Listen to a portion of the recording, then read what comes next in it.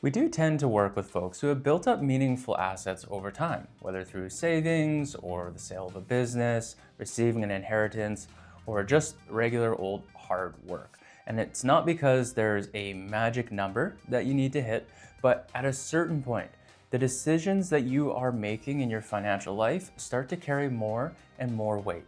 Trying to decide which accounts to draw from in retirement, or how do we structure things to reduce our overall taxes? What do I do with a lump sum like an inheritance? How to make sure that everything is working together rather than all of the individual assets sitting in their independent buckets. Here's the thing. There comes a point where the cost of getting something wrong outweighs any benefits of just trying to figure it out on your own. So one missed decision or one poorly timed move that could end up at a certain level start to cause some pretty big mistakes.